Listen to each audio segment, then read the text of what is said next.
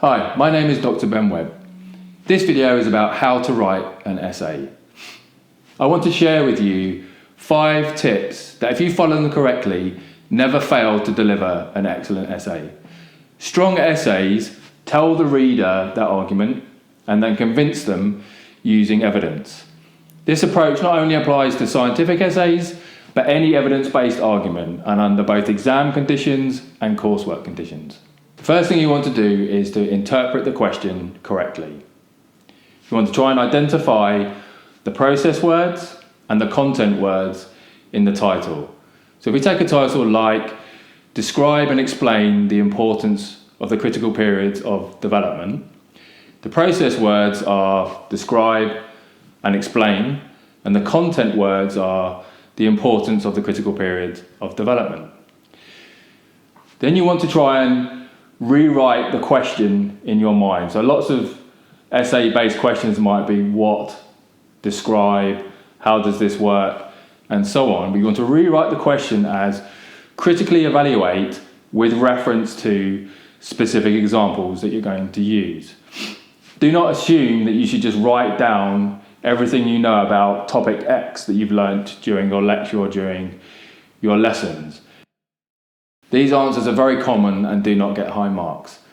Perhaps most importantly, answer the question, but don't take this too literally. Let's take a question like, what are the philosophical assumptions of behavioural therapy?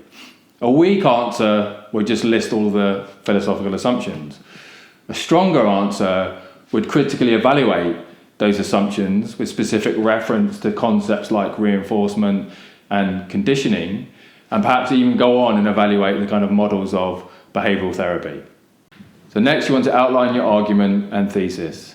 So write down an outline structure. It's a bit like a table of contents that's going to form the main structure of your argument to answer the question. Once you've got an exhaustive list of ideas together, write them down into a coherent structure and logical order.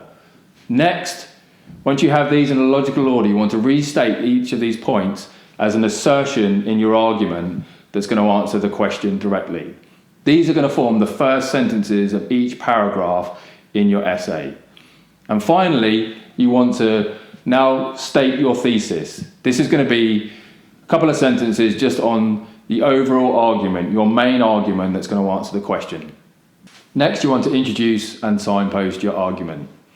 The introduction should identify the main subject of the essay, define the key terms, and highlight the major issues behind the question.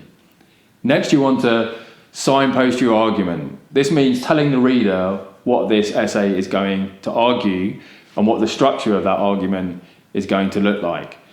A good introduction is an excellent way of getting the marker or an examiner on side, because they'll be much more forgiving for mistakes later on if you've got a really strong introduction that makes a very coherent argument. Introductions are challenging to write, and sometimes they're best written after you've written the main body of the essay. Next, you want to assert and justify your argument with evidence. What you want to do is use that outline structure that we put together in the beginning to structure the argument in the main body of your essay.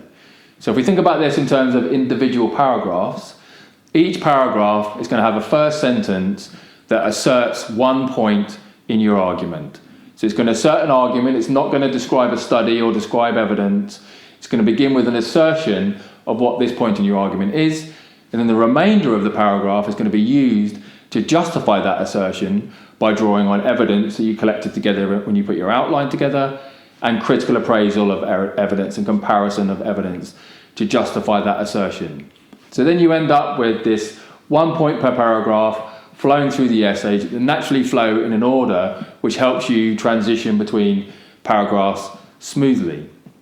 So this assert and justify approach has been widely used in evidence-based argument for writing, and is widely accepted that it helps you write in shorter sentences, shorter paragraphs, and communicate much more clearly to the reader the structure of your argument. Next, you want to conclude by answering the question.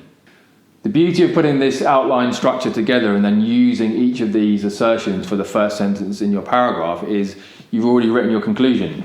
You can use those sentences, draw them together, and that becomes a draft summary, which can now be edited to answer the question directly. So you want to draw the threads of that argument together, use it, and you can't say this enough times, answer the question, restate the question, and answer the question using the threads of those arguments.